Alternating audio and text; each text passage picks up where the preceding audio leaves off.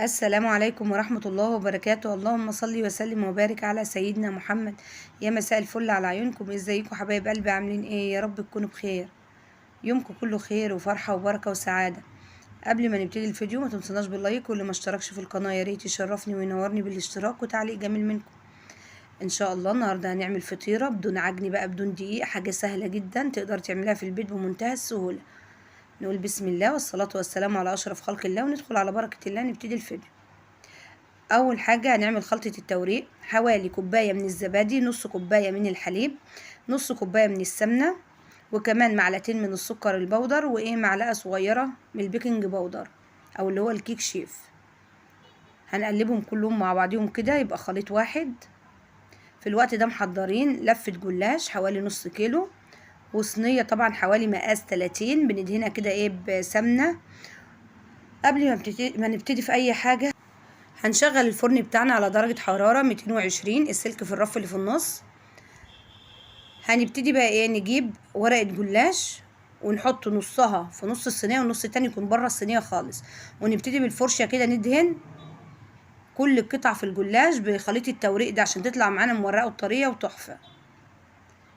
اهو زي ما انتم شايفين، نحط طرف ورقة الجلاش على الورقة اللي قبل كده، والنص التاني بيبقى بره خالص، نصها بيبقى في الصينية والنص الورق بيبقى بره. اهو زي ما انتم شايفين كده.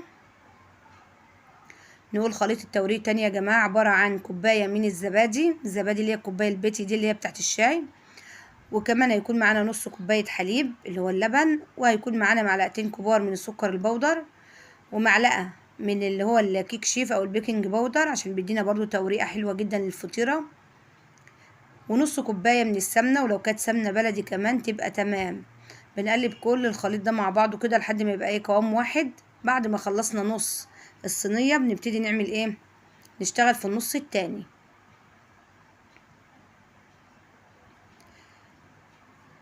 هنبتدي بقى النص اللي احنا عملناه الاولاني كده بنتني الاطراف اللي كانت بره الصينيه، ونبتدي ندهنها ونتنيها لجوه.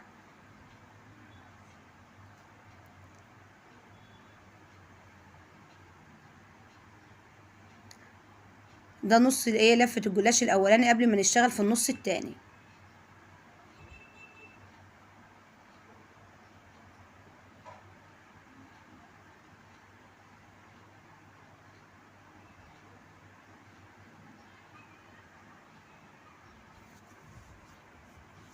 كده تمام. بنتاكد كده ان كل قطعه في الجلاش اتدهنت بخليط التوريق. هنبتدي نجيب بقى الجلاش الباقي، ونبتدي نحط الواحده كامله كده على الصينيه من فوق، وبرضو بنعيد بنفس الطريقه.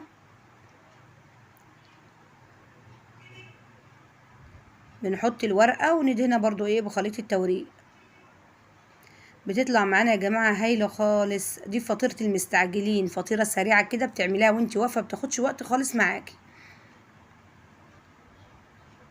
وكمان بتطلع معانا مورقه وطعمها هايل، ولا بقى تجيبي دقيق ولا تعجني ولا اي حاجه خالص.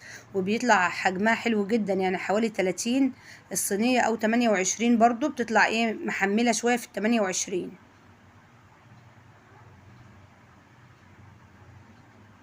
ولفه الجلاش بيكون وزنها حوالي نص كيلو.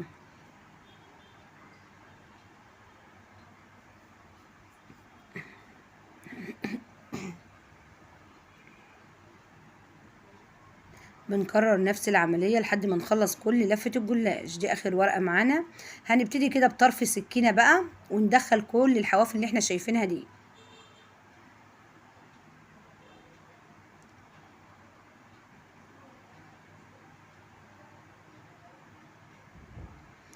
بنرفع كده وندخل الحواف لحد ما نخلص.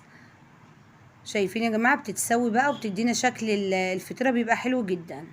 اهو بمنتهى السهولة بندخل الاطراف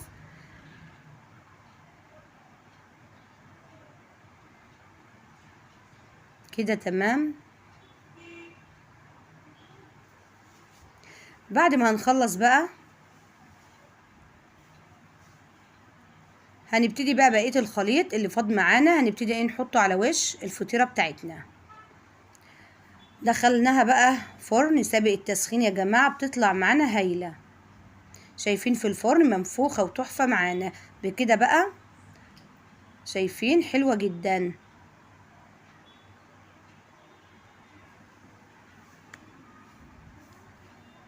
طلعت معانا. انا في الوقت ده كنت عاملة معاها صينية يعني كنافة، في الوقت ده طلعت معانا بقى. نجيب شوية لبن كده حوالي مثلا قد 5 معالق لبن، هنحطهم على وش الجلاش، ونكون محضرين كيس تلاجة كده ونغطيها عشان ولو عندك بقى معلقتين عسل كمان ممكن تحطيهم على الوش اهو.